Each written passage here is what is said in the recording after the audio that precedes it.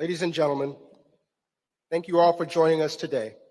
My name is Brigadier General Ronald D. Sullivan, and it is my privilege to serve as your Master of Ceremony, especially for this event recognizing the soldiers of the 3rd Battalion, 24th Infantry Regiment. The year was 1917. The United States had just entered the First World War, and Houston, Texas was governed by racist Jim Crow laws. The 3rd Battalion, 24th Infantry, an all-Black Buffalo Soldier Regiment, was assigned to guard the construction site that would become Camp Logan.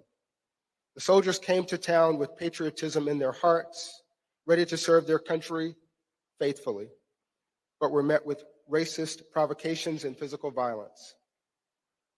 On August 23, 1917, these tensions boiled over. The soldiers of the 3rd and the 24th clashed with civilians and police in Houston, leaving 19 dead. In the aftermath, 110 men of the 3rd and the 24th were convicted after a mass court-martial in the process that was recognized at the time as unfair. 19 men were summarily executed without appellate review. Even with the backdrop of entrenched state-sanctioned racial segregation, there was an immediate public outcry about the miscarriage of justice. This led to a major overhaul in the military justice system, including establishing due process for service members and a board of review that would later become the Army Court of Criminal Appeals. That seemed to be the end of the story.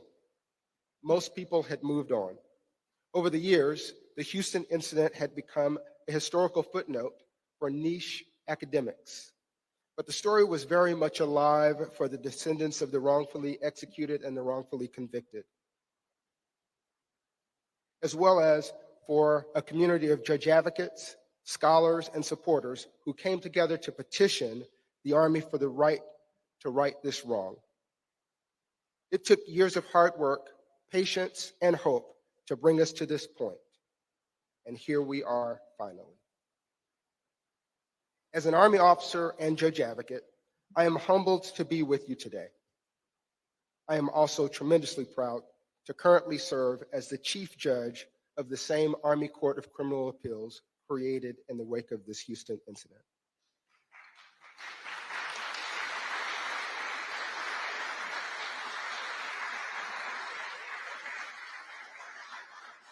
Our court serves to ensure that what happened in Houston in 1917 will never be repeated.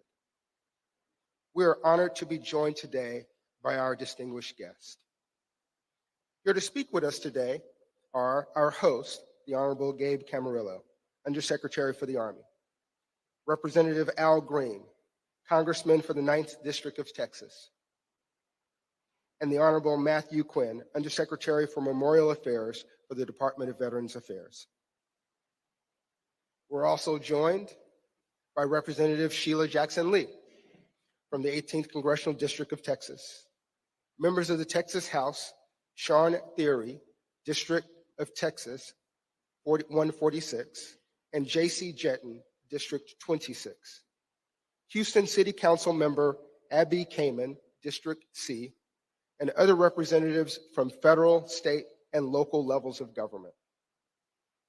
From the Army, we welcome the Honorable Carrie Ritchie, General Counsel for the Army, General Retired Vincent Brooks, other general officers, members of the senior service, executive service, sergeants major, and other leaders. Professor Angela Holder, the great niece of Corporal Jesse Moore, Mr. Jason Holt, the great nephew of Private First Class Thomas C. Hawkins, Mr. Charles Anderson, great nephew of Sergeant William Nesbitt, who is tuning in with us via live stream. He is represented in this room by his nephew and Sergeant Nesbitt's great cousin, Lieutenant Colonel retired Anthony Thompson. Would also like to recognize Ms. Sandra Heitman, the great-granddaughter of police officer Ira Rainey, who was killed in the Houston incident. Ms. Heitman has been a steadfast advocate for the descendants in their pursuit of justice. Please give them all a round of applause.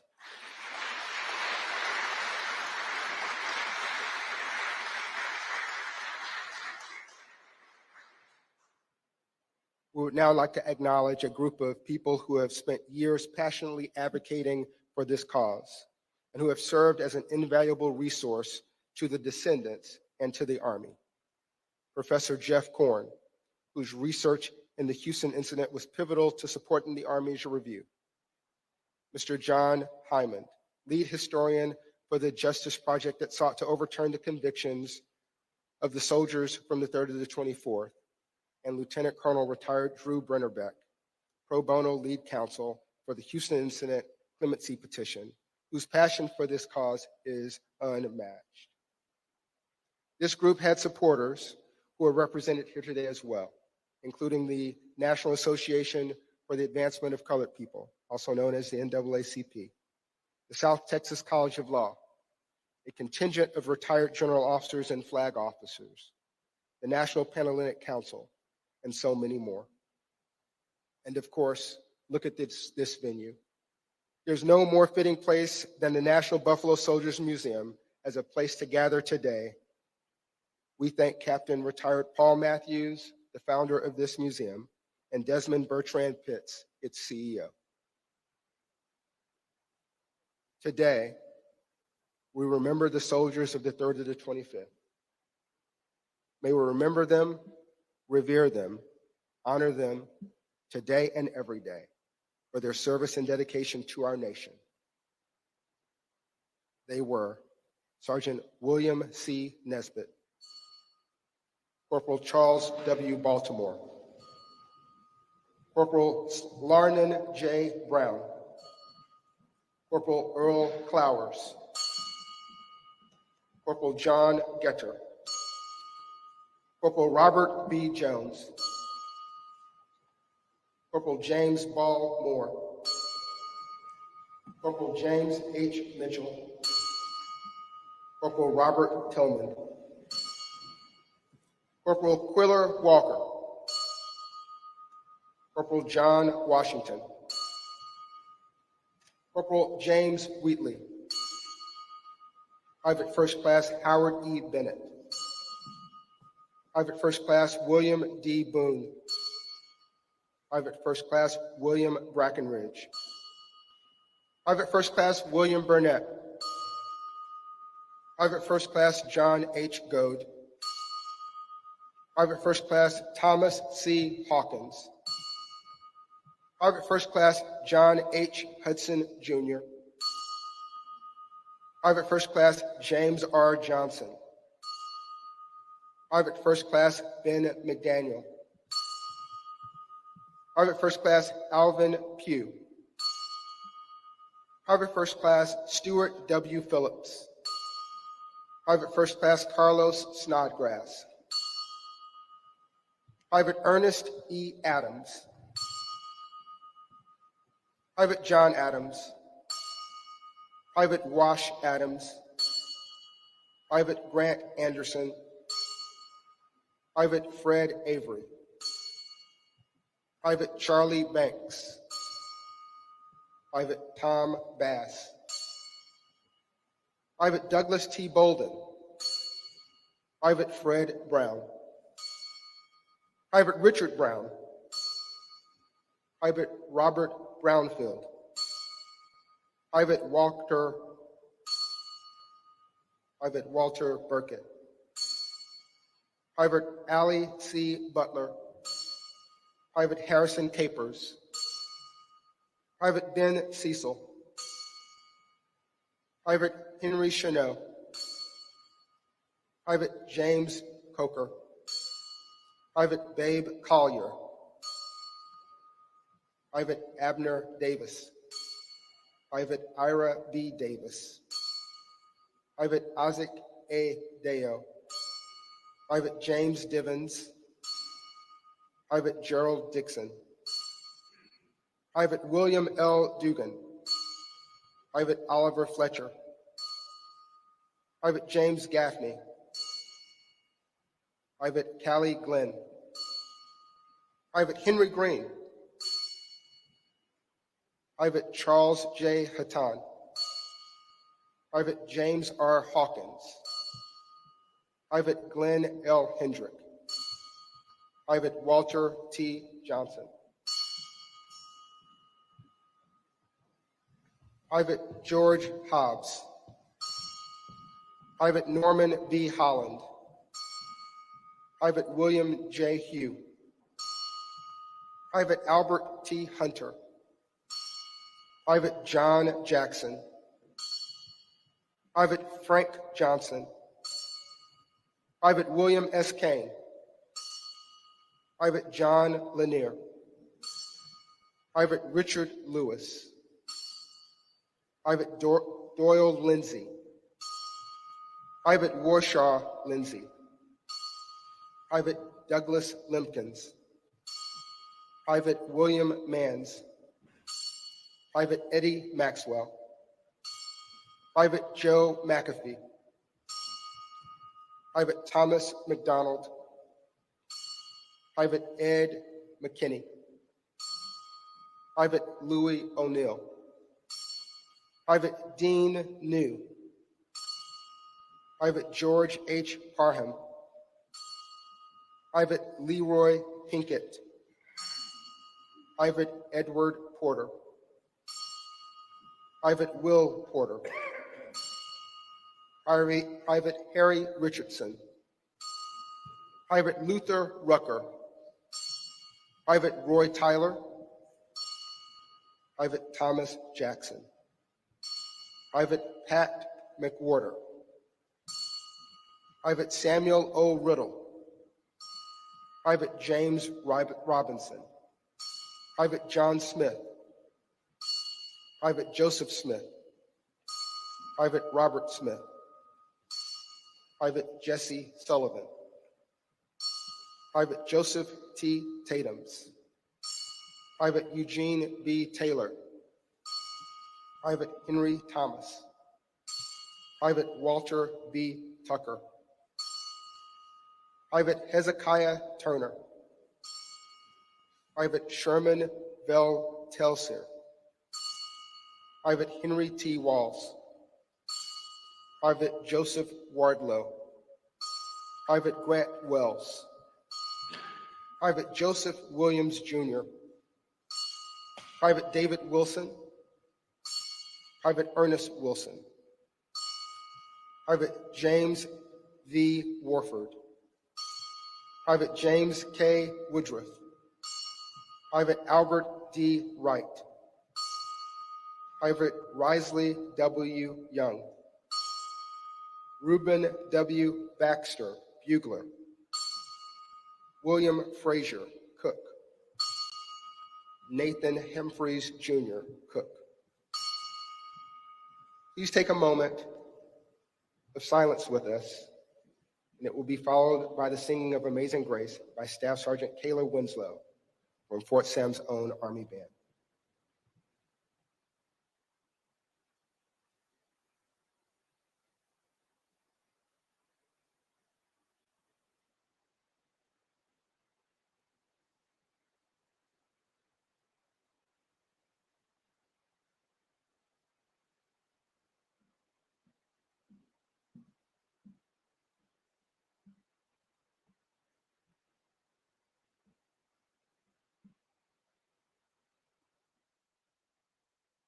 Amazing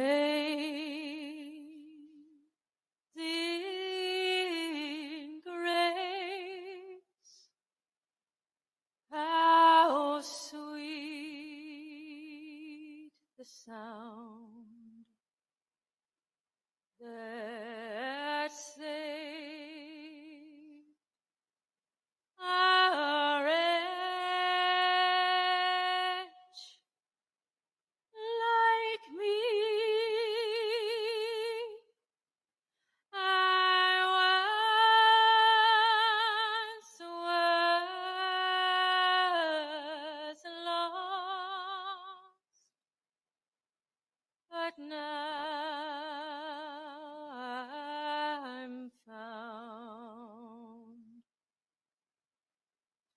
'twas blind, but now I see.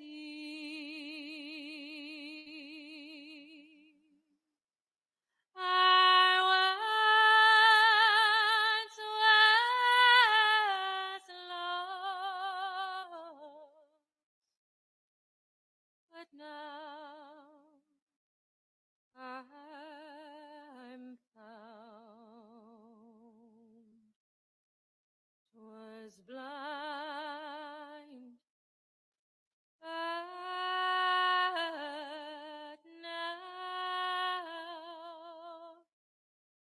I see.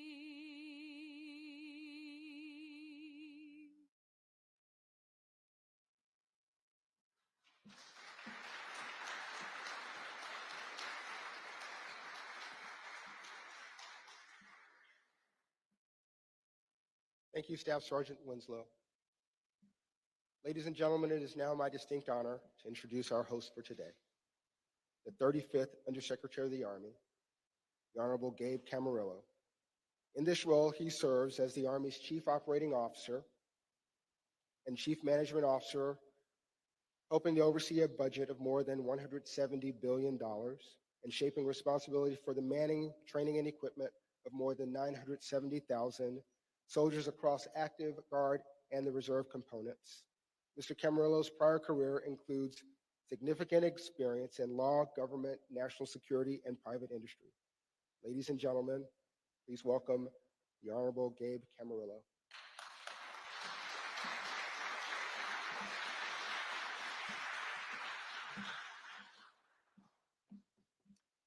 Good morning.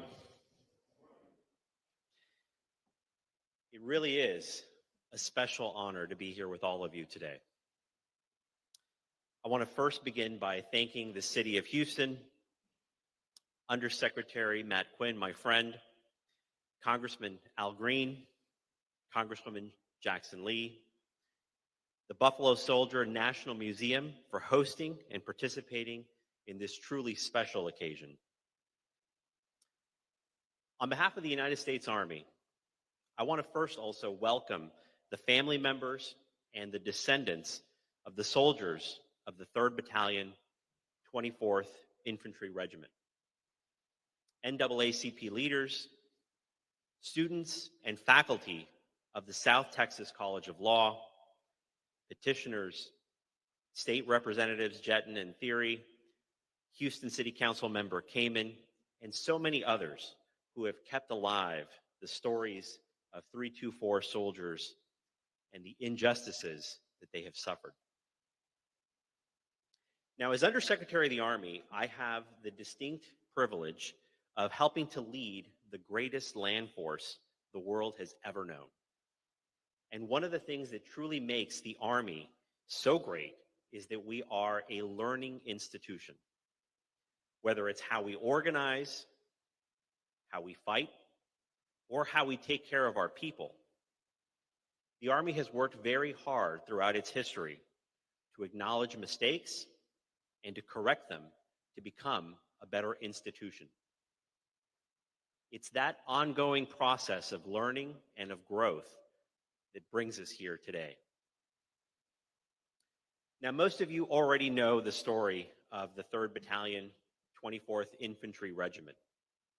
Part of the Buffalo Soldiers, the 24th was formed in 1866 in the immediate aftermath of the Civil War. Soldiers of the 24th served on the battlefields in Cuba, in Mexico, and in the Philippines, and with their own hands helped to build the American West. Even as they faced discrimination from their own country, they fought very hard to protect it. The regiment's 3rd Battalion was assigned to Camp Logan at a time when racial tensions were on the rise nationwide. And on the night of August 23rd, 1917, those tensions exploded in Houston. Racially motivated incidents, rumors, threats, spurred a group of more than 100 black soldiers to seize weapons and leave camp, thinking that they were marching in their own self-defense. And in the hours that followed, blood was shed. Innocent lives were lost. And months later, represented by only a single officer who was not even yet an attorney, the accused soldiers of 324 stood trial. After 29 days in session, it took a court only 2 days of deliberation to deliver the first of 58 convictions. And less than 24 hours after a short internal review of the verdicts concluded, 13 soldiers were hanged. It was the largest mass execution of American soldiers ever carried out by the Army. And by September of 1918, 52 additional convictions and 6 more executions would follow. Even then, the Army recognized the grave injustices that it had perpetrated on its own soldiers. Immediately following those 13 executions, the Army implemented a regulatory change that required then the War Department and presidential review of any subsequent court-martial death sentences. The violence and the aftermath also laid the foundation for a trial, post-trial, and appellate review process that today is a core part of the Uniform Code of Military Justice. As a direct result of the events of 1917, generations of American soldiers of all races and of all backgrounds have enjoyed more equal protections under the law. But the soldiers of 324 did not benefit from those protections. And so the Army has undertaken a process to restore their honor. Now, as a Texas native myself, I was grateful to participate in that process early in my tenure in this job.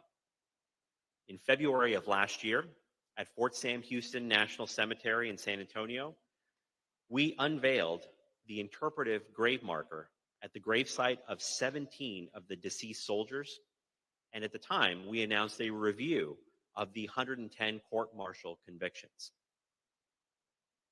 That marker has helped to tell this vitally important story and to keep alive the promise of honor restored.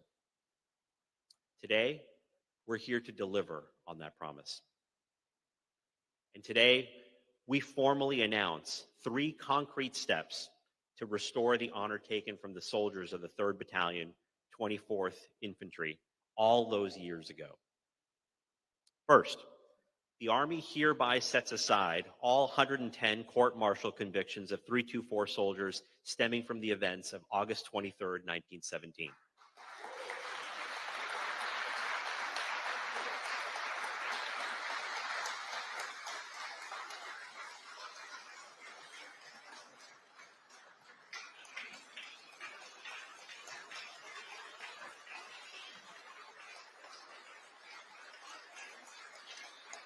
Thank you. And second, we direct the correction of military records to show honorable discharge for the 95 soldiers of 324 not restored to duty.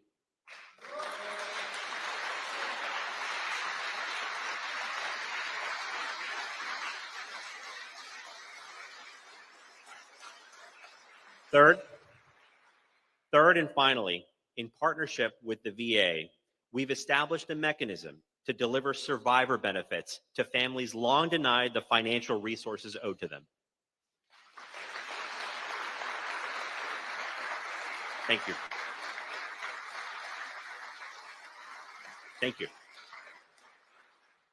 It gives me tremendous pleasure to mark this occasion, especially in a room full of people who have hung on so tightly to these memories for so many years, some of whom it's been a lifelong journey, as we discussed earlier this morning.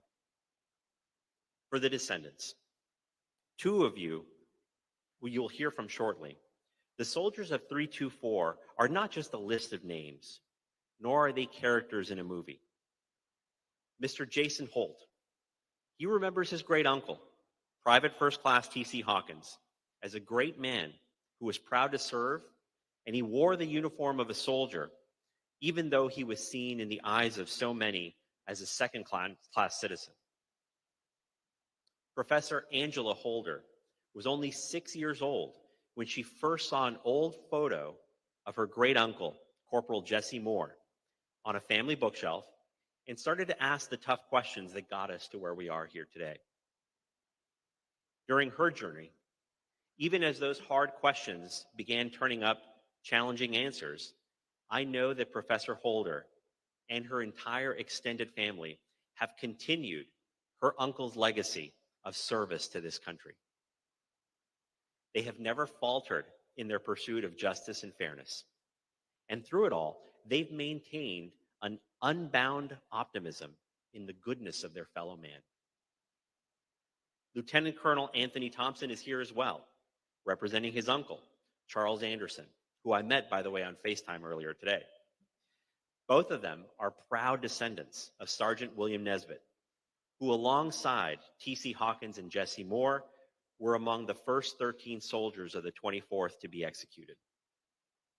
And just note, I said Lieutenant Colonel Anthony Thompson. The spirit of service and public service in that family continues to this day. And as the families of the 324 soldiers sit here in the audience, I can only imagine the mixture of pride in their relatives' service and pain in how they were treated. Ms. Sandra Heitman is also in the audience today and is no doubt feeling that same blend of emotions. Her great-grandfather, Ira Rainey, was a Houston police officer who was killed on that horrible night in August 1917. And I know that Ms. Heitman, who has worked in law enforcement herself throughout her career, has held fast to his memory while still strongly supporting the Army's decision to restore honor to the soldiers of 324. Mr. Holt, Professor Holder, Lieutenant Colonel Thompson, and Ms. Heitman, you and so many others now join a distinguished list of courageous fighters who have pushed the Army to be better since its inception. In a final letter after receiving his death sentence, Private T.C. Hawkins wrote to his mother and father that, quote, by the time this letter reached them, he would be beyond the veil of sorrow, in heaven with the angels, end quote. Sadly, we cannot ease the sorrow that Private Hawkins and his family felt. As much as we want to, we cannot revise this difficult chapter in our past. But we can learn its lessons. We can use them to create a more just future for all Americans, including those who have bravely chosen to wear the Army uniform. To the descendants of the 324, I hope you find some solace in knowing that the Army has chosen to formally honor your relatives and that their legacies will live on. I know the memory of the 324 soldiers will stay with me personally. It will inspire me, and it will continue the hard work of making our Army a better institution. Thank you again to our hosts and to all who have joined us for this special occasion.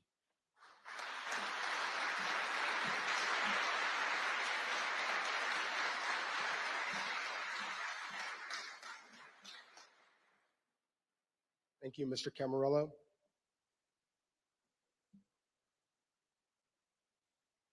Our next speaker is well aware of what it means to memorialize those who have passed on before us.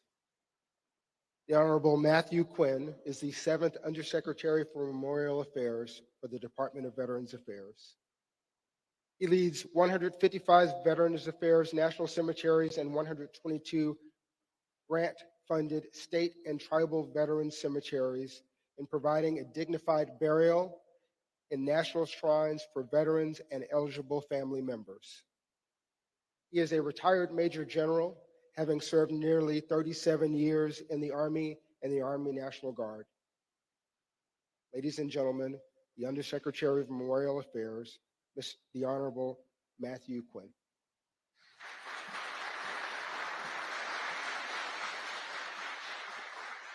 Well, good morning, and To those who are here, service members, both past and present, to our elected representatives, and certainly, most importantly, to our family members. It's a great, great day to be here in Houston. I'm privileged to join you all as the Army works through this process. General Sullivan, thank you for that introduction. Undersecretary Camarillo, my friend, I'm truly honored to participate in this ceremony, especially in this setting at the historic Buffalo Soldiers National Museum.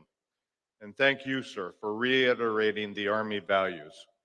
As someone who wore the Army uniform for nearly 37 years, I lived by the Army values throughout my military career, and I continue to live by those values.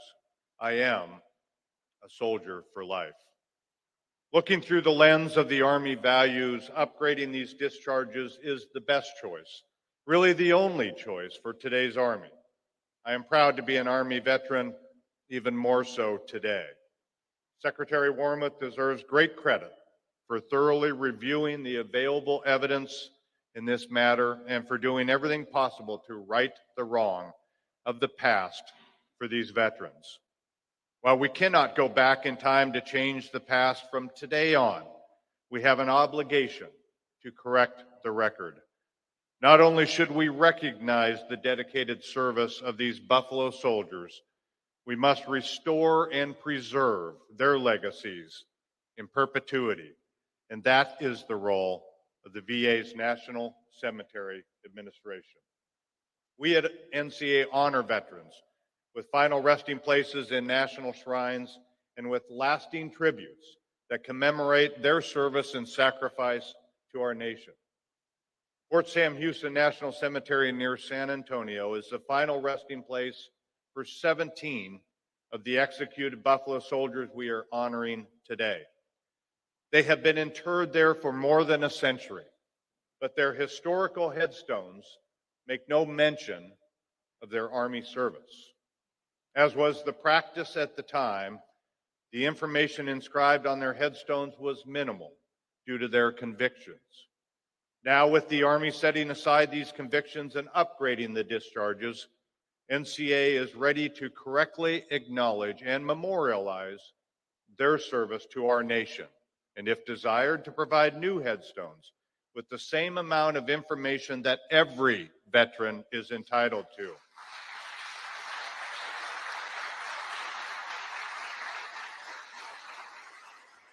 Our Army has made this right, and we at NCA will make this right for future generations.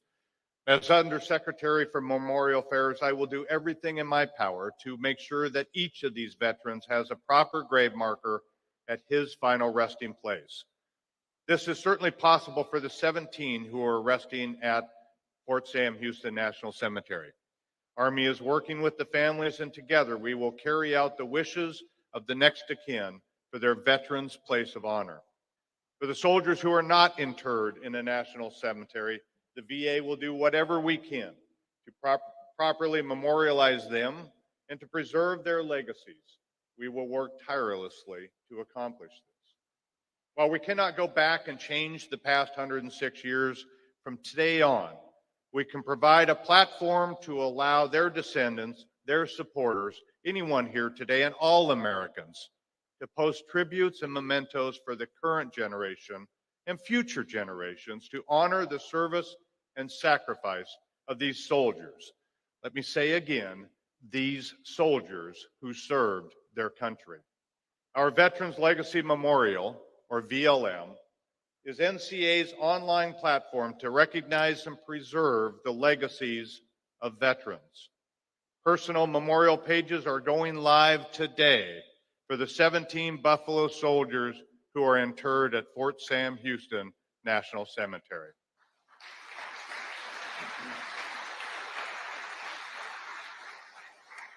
By using VLM, family members, veterans, current soldiers, and any other supporter can now post tributes and mementos to recognize the service of these veterans, to help restore and preserve their legacies. When you have a chance, please go to va.gov/remember. va.gov/remember and look up the VLM pages of any of the 17 of these veterans resting at Fort Sam Houston National Cemetery. Post a brief tribute, even something as simple as "thank you for your service, soldier." Any gesture like this helps keep their legacies alive. Furthermore, those of us who know their story have an obligation to tell their story. We owe it to them to discuss their service to our country, no matter how painful it is to recollect how their legacies were nearly hidden and ignored. We should tell their story so we can ensure this dark period of our history is not forgotten, to make sure they and their service are not forgotten. This is why we are here today and why VLM was created. As a nation, we must not forget the past, just as we must never forget those who have served and sacrificed for our country. Saying their names and telling their stories will help make sure future generations know of their service to our country. Again, Undersecretary Camarillo, thank you for inviting me to this ceremony. I assure you, sir, that the National Cemetery Administration will do whatever possible to recognize and preserve the legacies of these veterans in perpetuity. May God bless the soldiers we are here to honor today, their families, all veterans, and all service women and men currently serving our great country, and may God continue to bless our United States of America. Thank you.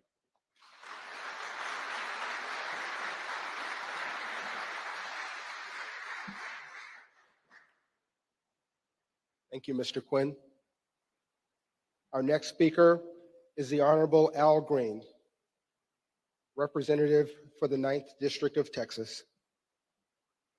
Congressman Green is in his 10th term as U.S. House in the House of Representatives.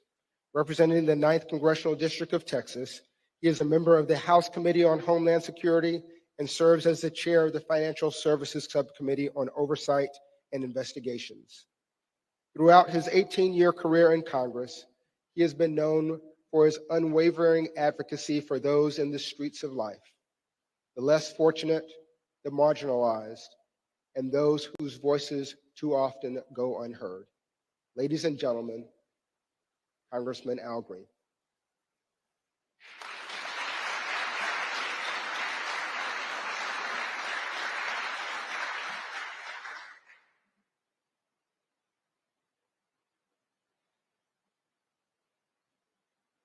I don't know about you, friends, but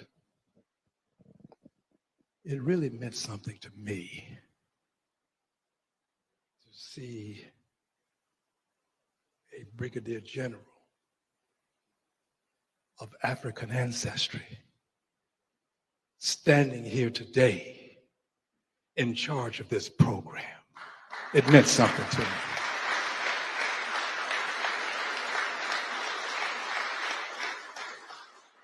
And I'm going to fight back the tears to give this message. But General, Brigadier General, you stand on a lot of shoulders, but you stood tall today. Thank you again for your service. Thank you. I cannot but tell you that when the Undersecretary Camarillo made his announcement about the honorable discharges being restored or granted, and that the descendants would get benefits. I don't know about you, but I had tears to well in my eyes, knowing that long though it may be, the arc of the moral universe still bends toward justice. Still bends toward justice. Thank you for traversing some distance to do this. You performed your function in a stellar fashion. And I want to thank the Secretary for having you as an Undersecretary. I thank the Secretary. I did write her a letter. Secretary Wormuth, and I ask that this be done. I'm not saying she responded to me because I know she responded to those descendants, but I want to thank her for having you.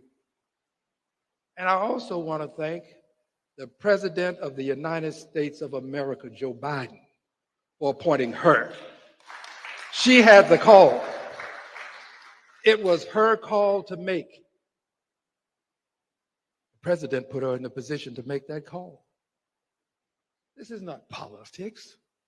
This is just being grateful to people who made a difference.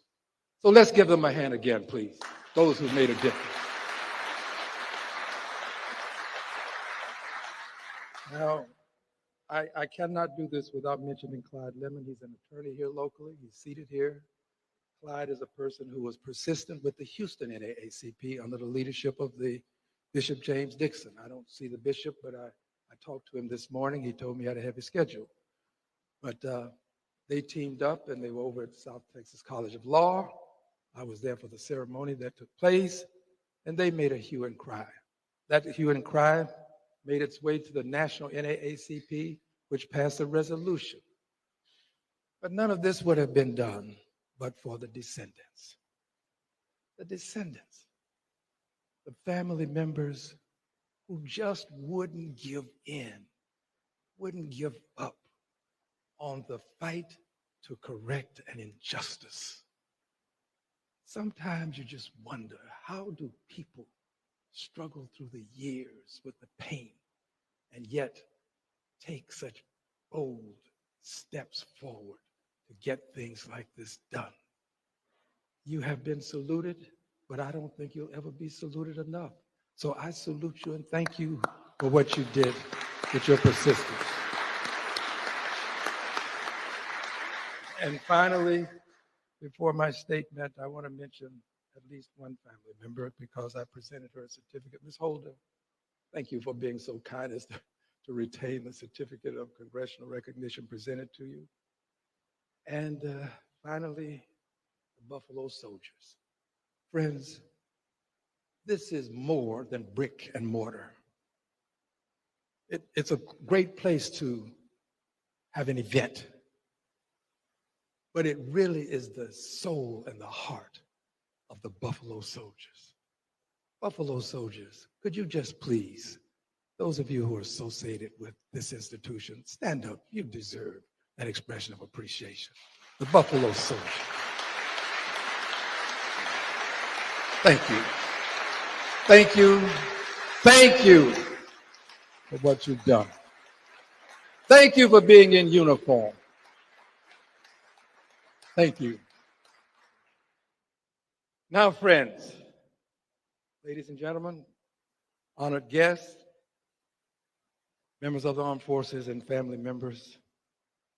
In 1917, in the midst of a world at war, our nation bore witness to a great travesty, a tragedy that has taken over a century to address.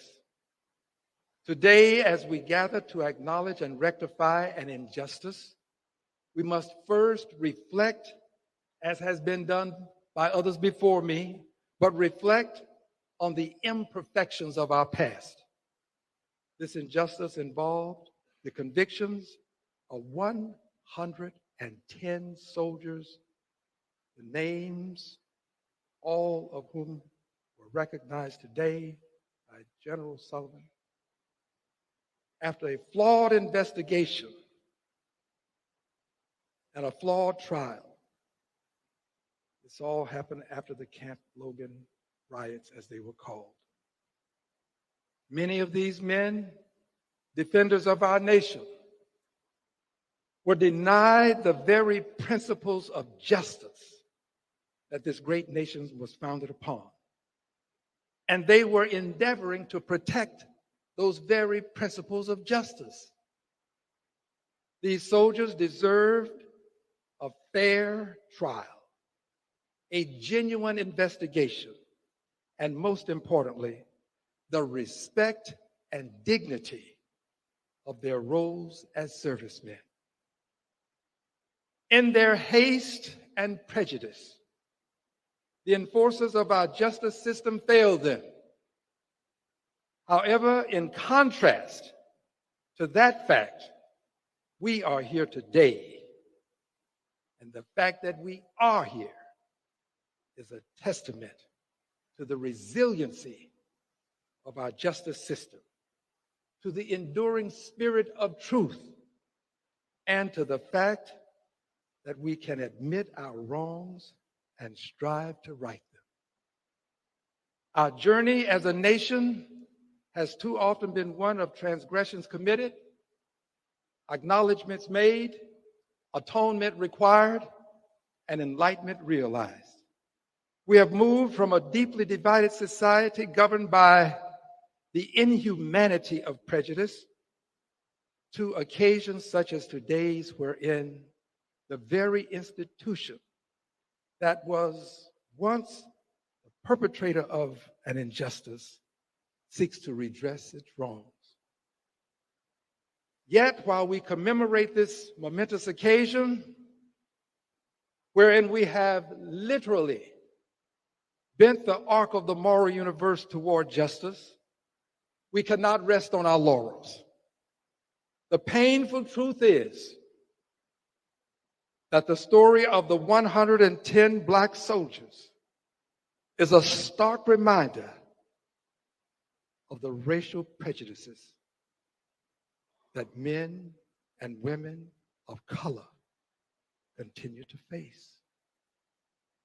Whether it's in the streets, in the boardrooms, or even in the hallowed halls of justice, there is still ample empirical evidence to show that treatment and advancement in our country is much too often dependent upon the color of skin and not the content of character within.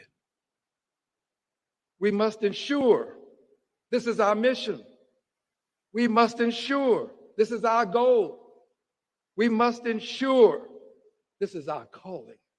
We must ensure that the sacrifice and the suffering of the Black soldiers of the 24th Infantry Regiment inspire us to fight for a more equitable, just, and inclusive America. Let us challenge ourselves to do more, to be more, and to strive more for an America where every citizen, regardless of their race, their religion, their creed, is treated with dignity, respect, and fairness.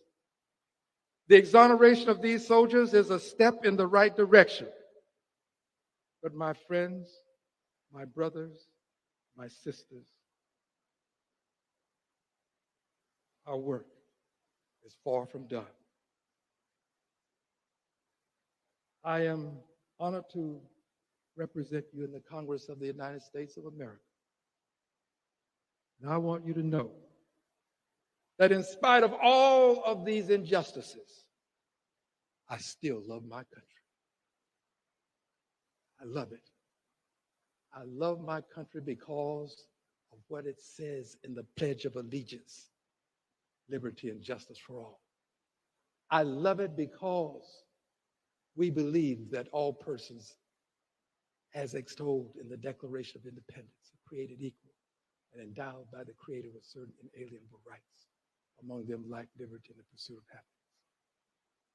And I love it, Councilwoman Kamen, because it affords us the opportunity to correct the injustices of the past. They may occur, but if we take it upon ourselves, we can bend the arc of the moral universe toward liberty and justice for all. God bless you, and God bless the United States of America. Thank you, my dear brothers and sisters. I thank you.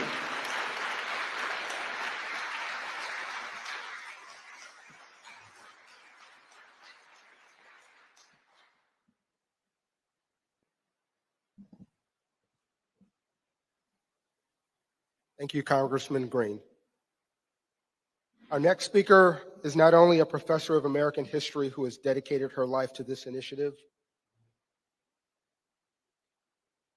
but she is also the great niece of Corporal Jesse Moore, India Company, 3rd Battalion, 24th Infantry Regiment.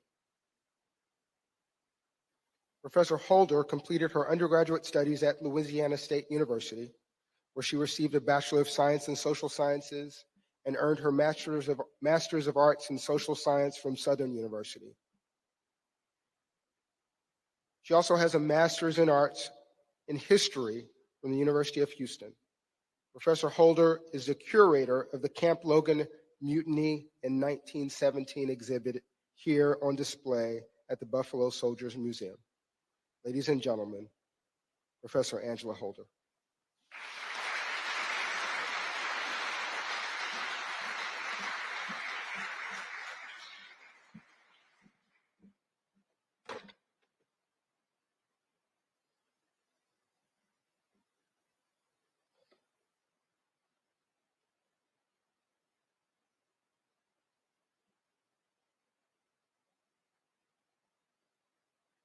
Good morning, everyone.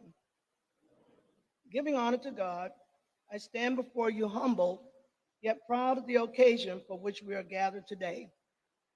My strong Pentecostal great aunt Lovey expects me to greet you in this manner, and I do not want to disappoint her. It is because of her that a 6-year-old child took up the cause to work on behalf of her brother, Corporal Jesse Ball Moore.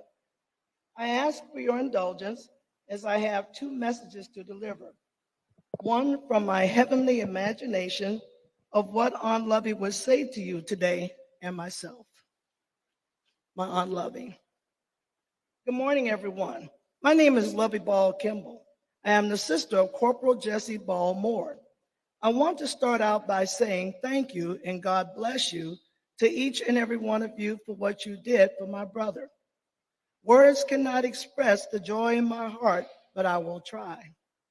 When our mother received the box with Jesse's coat, Bible, goodbye letter, and $1, it devastated her. She told him not to go back because she felt something bad would happen to him, and this box confirmed her fears.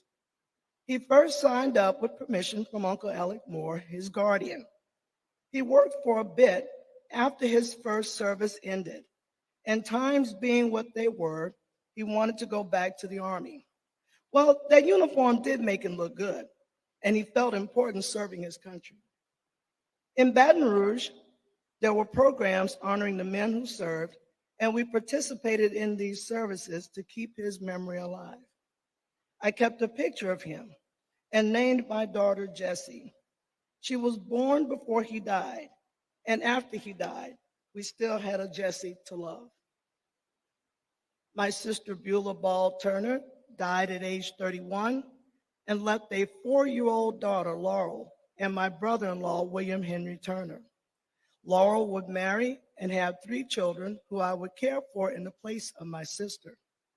It was one of these children, Angela, that would do the work I'm thanking you for today. Angela saw the picture of Jesse and asked me about him. I didn't know why this child asked questions about him, which stirred the hurt in my heart. But I was told never to lie to a child. I told her he was killed by the Army in Houston, Texas, but we didn't know where he was buried. I felt good at being able to talk about my brother and glad someone young was interested in him. A few months after I told her, I passed on to be with Mother and Jesse, but always watching over Angela. Before I turn this over to her, let me say again, thank you and God bless you for all of what you have done for Jesse. I will now sit back and listen to my great niece. Thank you, Aunt Loving. It is because of you that I took up this cause of Uncle Jesse. I too want to express my thanks and gratitude for the monumental decision-making process it took to get here today. The work on Uncle's behalf has brought me 109 new uncles, and I'm proud of and love each and every one of them. First and foremost, this work has never been about me. I am grateful for God's divine intervention, opening hearts, changing minds, and placing compassionate, caring people in my life to get things done. Not only here, but for 3 other soldiers affected by August 23rd, 1917. Sergeant Vida Henry, Private Bryant Watson, and Private Wally Strong, as of August 23rd, 2017, now have tombstones after 100 years without them. James Hedge and Phil Krause of the VA worked with Captain Matthews and I on their behalf regarding their burials in Houston. To all who are responsible, thank you for helping a 6-year-old Baton Rouge child keep her promise to her aunt to find her brother and bring peace to his soul. Before I take my seat, I would like to tell you of Uncle Joseph Ball Sr., who went to Washington, D.C. in 1963 to get information on his older brother. There was no Freedom of Information Act in place at that time. I found his older brother in 1987, 2 years after he joined the Heavenly Gathering in 1985. I know they are celebrating this day, as is the Ball family. Today, family, we stand a little taller, and our tears are more joyous than sad. Help me to send a hello to United States Army veteran Charles Robert Anderson. Health matters did not allow him to be here, but he is the descendant of Sergeant William Nesbitt, for whom the first trial was named. He has not forgotten, Chuck, and neither are you. Continue getting well, and see you in San Antonio. He is most ably represented today by his nephew, who pulled a big surprise. Lieutenant Colonel Thompson, please stand, sir.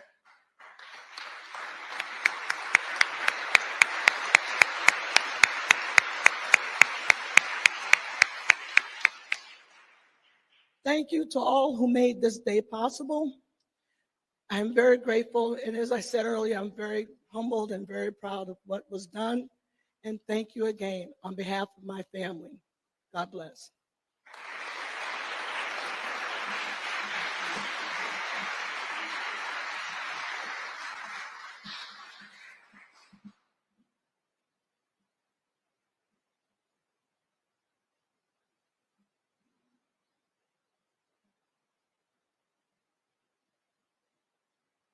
Thank you, Professor Holder.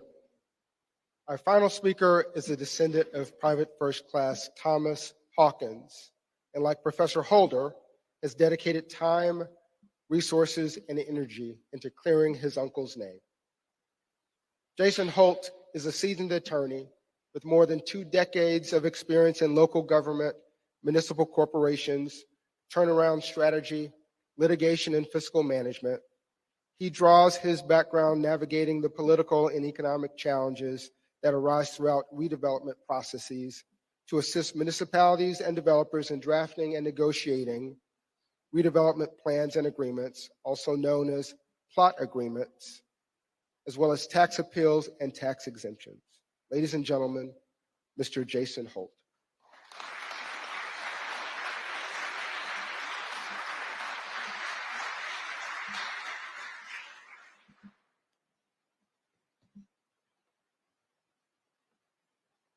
Come on, y'all. It's supposed to be a celebration. It's getting a little too heavy in here. And this flag, to my right, to your left, supposed to represent liberty, justice, freedom. Those are ideas. Those are philosophies. Those are values. And today, thanks to you all, we come closer to living up to those ideas and values. Oh, good rising. Greetings to you all. I want to thank the Buffalo Soldiers Museum, and particularly Captain Matthews, PJ, who believed in this project 20 plus years ago. 20 plus years ago. And very special greetings to the undersecretaries, congressmen, the senators, elected officials dignitaries and family members, and other distinguished guests. This historic decision is the subject of our gathering. It is the culmination of decades of work by many individuals and organizations like the NAACP, the National Bar Association, and newer organizations like the Memorial Park Conservancy, but many different lawyers and veterans and service members chipping away at the stone. But a very special thanks to Drew Brenner Beck. Drew, stand up so people know who you are.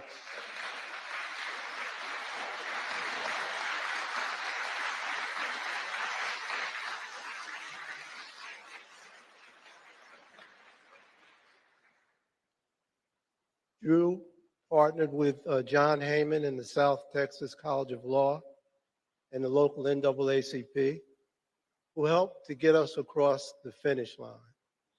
And Angela, you've been my partner in research and advocacy since I had hair.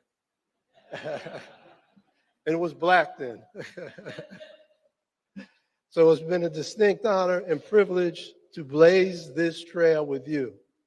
And thank you, Mr. Undersecretary, for allowing me to have a few brief remarks. I promise. I could probably talk for about 6 hours, but it'll only be an hour and a half, you know. We're standing at the crossroads of our history, the convergence of the old and the new.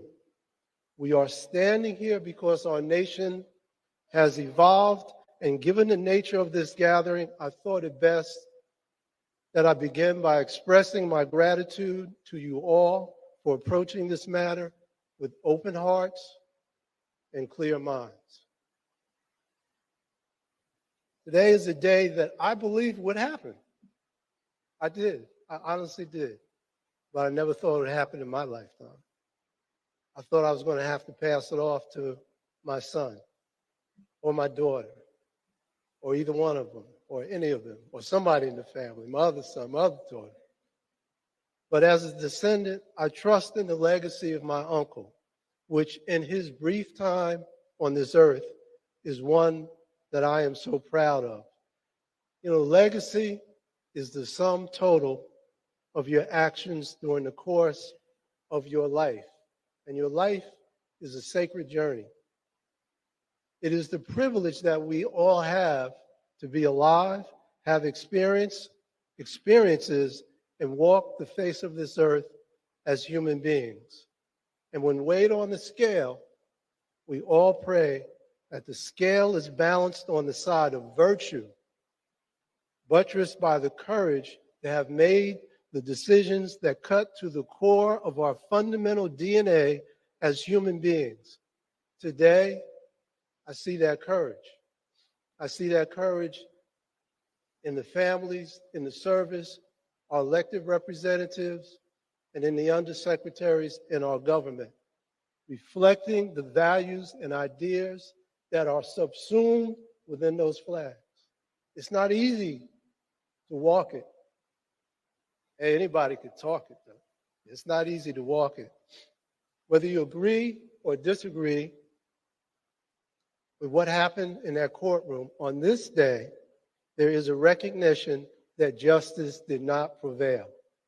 An immortal wound that was inflicted on due process in military jurisprudence could only be healed by the setting aside of the convictions of these soldiers. Indeed, Congressman, as you spoke of the moral compass that beats in the heart of this nation could not allow these convictions to stand any longer. I mean, the wheels of justice grind slow. It's only 100 years, but it happened. Today, the legacy of these soldiers, their patriotism and service to our nation, protecting freedoms that they themselves could not enjoy, is being respected and uplifted. I pray with all my heart that their souls witness these moments of reckoning and are set free. Let it be said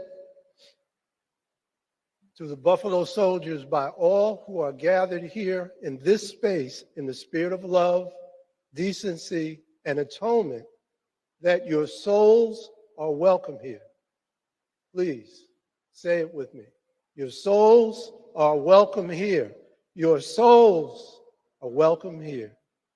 We stand on your shoulders, on your sacrifice, on your suffering, on your commitment to love of this country, on your wearing of the cloth, the very fabric, the cloth of this nation. We need to acknowledge that, and today, Undersecretary, you have done just that. So I want to personally thank you for that. Since in many respects, we are here to celebrate and acknowledge the spirit of the men of the 24th, I would be remiss if I didn't repeat something that already happened.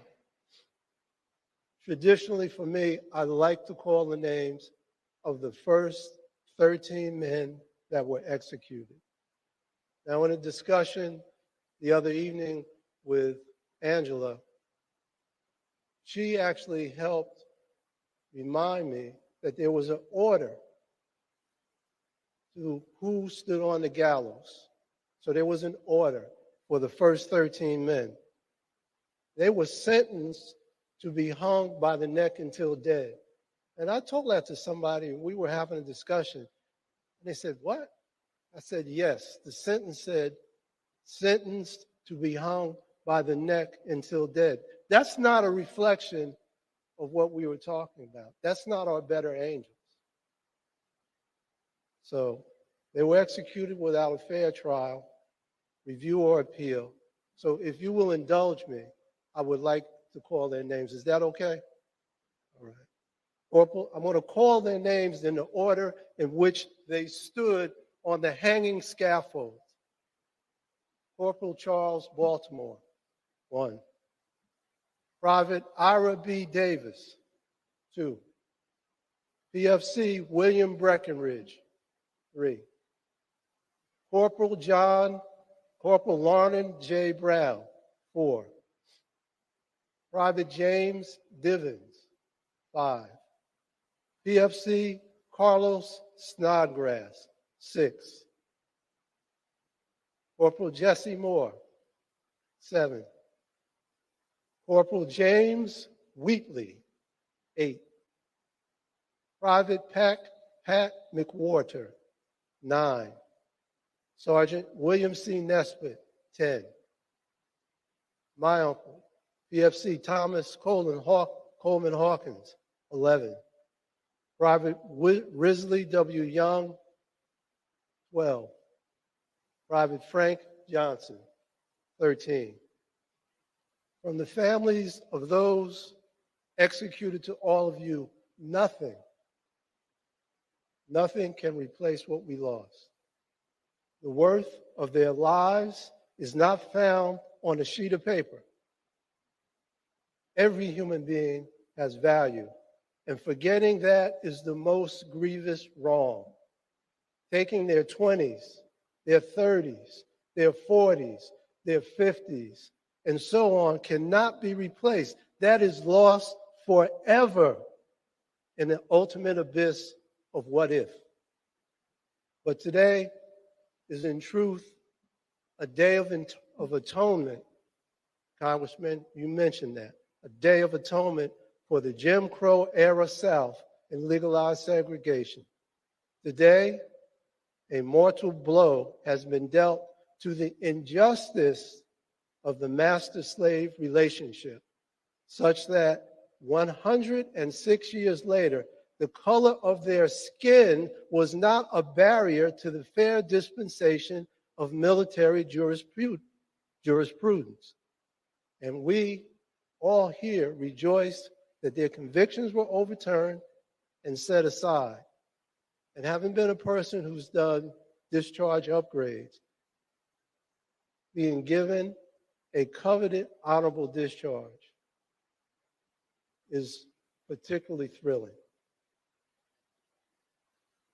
What would T.C. Hawkins' mother and father say today? I think they will quote from his last letter, and the undersecretary did the family an honor of actually quoting from it. The letter that he wrote just before he was hung.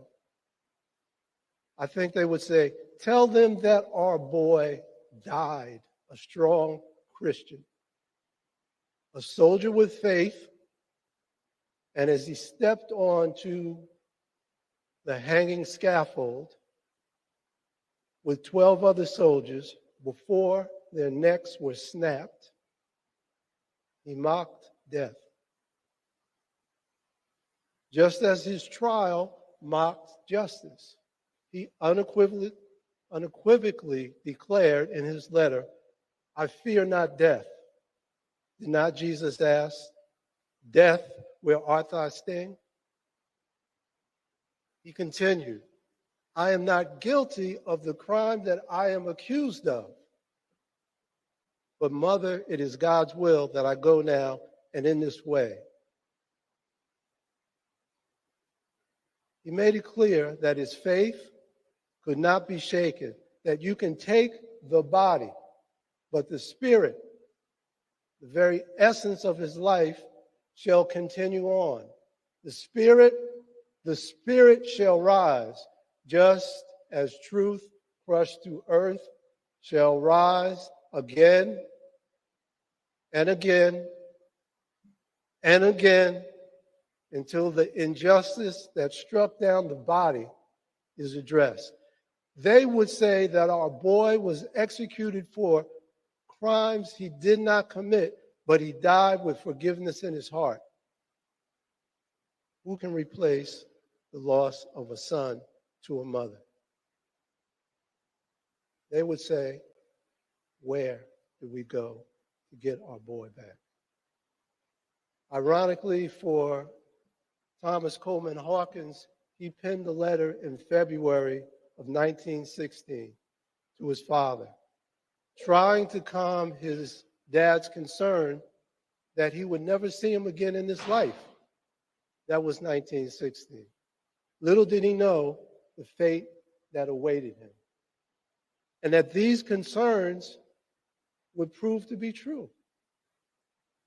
Consequently, again, we are here 106 years later discussing the events of that fateful night in August and the resulting trial that scorned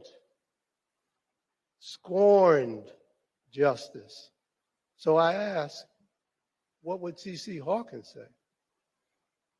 He would say, I lived in a time where a colored soldier, a veteran who fought for this country, had to go thirsty because the water barrel was marked for whites only.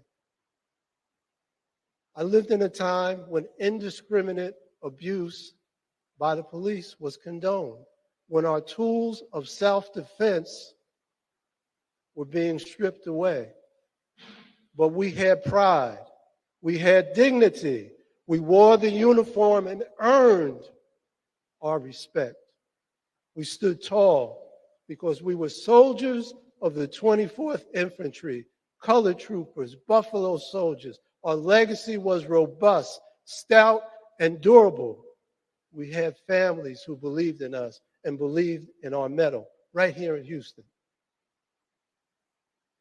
And thus comes the question that life asks each one of us. Where do you stand when your faith is tested? What price are you willing to pay to hold on to your honor and to stick to your principles? Are you willing to pay the ultimate price? He answered that question with intestinal fortitude and grit in the final moment of truth. His legacy was cemented. If you fear not death, what is it that you cannot accomplish in life? Today, he would say that my faith has been rewarded, my family and our collective legacy is heightened, my ledger has been cleared. This was only a snapshot in time of what our ancestors had to experience just 42 years after the adoption of the 13th Amendment. A snapshot that stands in stark contrast to our better angels and to whom we aspire to be. I am sure that 106 years ago, the men of the 24th never dreamed about being in a room like this, with such enthusiastic supporters of a clemency petition, nor would they have thought that even posthumously their convictions would be set aside. In fact, for the colored soldiers to be in an integrated room, eating, drinking, and socializing would have been unthinkable. But time has a way of instituting changes. We may not always realize the far-reaching impact that our individual struggles will have on our fellow humankind, but be assured that this snapshot in time has done more to acknowledge and preserve our history than we can fathom at this moment. It seems like it's just the right time. I'm privileged to enjoy a lot of the privileges that this country has to offer. I'm a practicing lawyer with a great firm, CSG Law, and as I stand here and look out, it's not due to my own sacrifice. It's due to the sacrifice of those who came before me, of those who were willing to pay the ultimate price. Faces, names, people too numerous to mention, organizations, men with courage who said, hey, it's not right. 106 years is too long. So it's been my privilege and honor to have represented my family throughout these many years, those that are here and those that have passed on, and to speak on behalf of those whose voices were silenced. The poetic justice of this moment in this building. PJ, this ain't your garage, man. And it's not that little house over there anymore. The poetic justice of this moment is not lost on any of us who have been walking this trail for so long. Today, the men of the 24th are not forgotten. They are remembered. Today, one more giant step towards righteousness has been realized. And there is no question that their souls are welcome here. So say it with me one more time. Your souls are welcome here. Thank you for listening.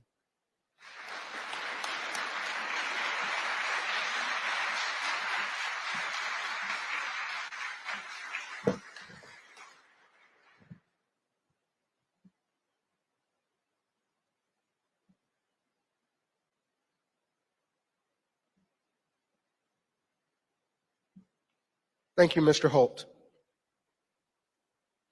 On February 22nd, 2022, the Army and the Department of Veterans Affairs held a ceremony at Fort Sam Houston in San Antonio, Texas, to unveil an interpretive marker commemorating the soldiers of the 3rd of the 24th. I am thrilled that we will reveal an addition that will be made to that marker. If I can direct your attention to the screen, you will see the updated digital rendering of the changes that will be made to that plaque.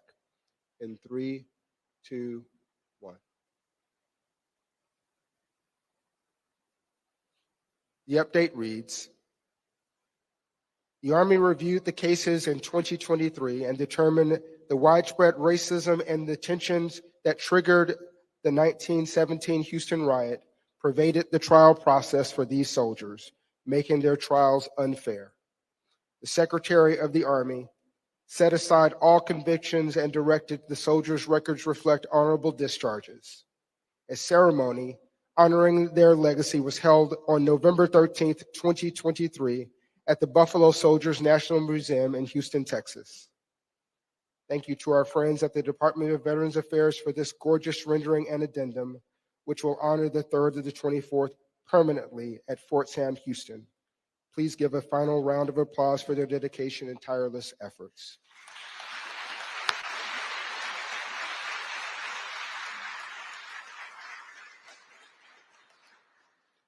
Ladies and gentlemen, please stand for the singing of Lift Every Voice and Sing by First Sergeant Lewis and Staff Sergeant Winslow. The words may be found in your program. And then remain standing for the benediction by Chaplain Monica Lawson.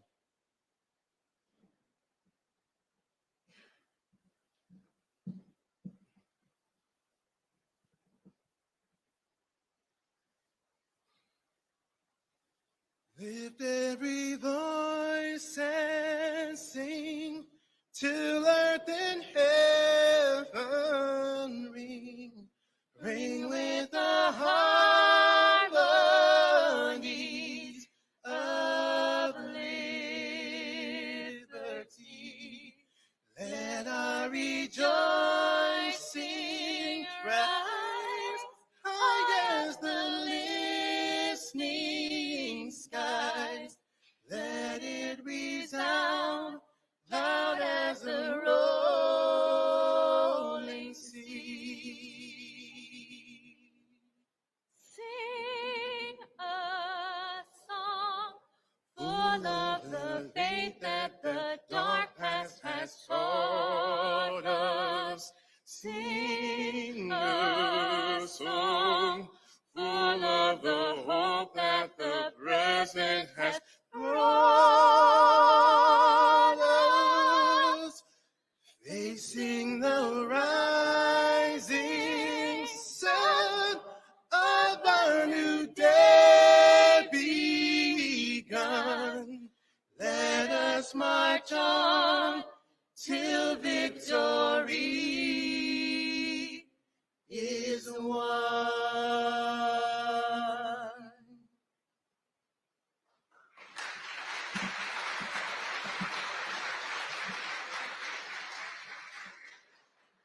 Ladies and gentlemen, this concludes today's ceremony. Please join us after the ceremony for a reception in the rear of this room. If you would like a tour of the museum, it is open to our audience until 2 p.m. for self-guided tours. If you have any questions, please find an escort. Thank you again for attending this wonderful ceremony. Please enjoy the rest of your day.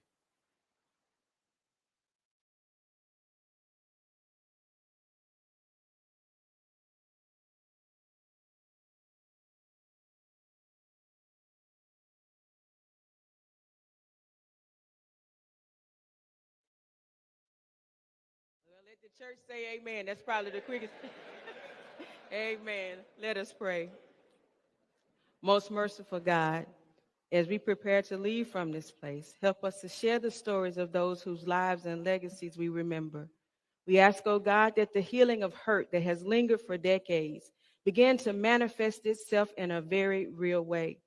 May we intentionally seek to live by the words of what you, oh God, require of us, to act justly, to love mercy, and to walk humbly with you. We also ask, dear God, for your blessing upon the food that has been prepared for the reception. May it be a nourishment to our bodies and the fellowship a nourishment to our souls, for our souls are welcome here. May your grace and your mercy follow us. May your light shine within us, and may your love and peace cover us as we depart from this place, but never your presence. This we ask in your most holy and precious name. Amen. You may now leave. Amen.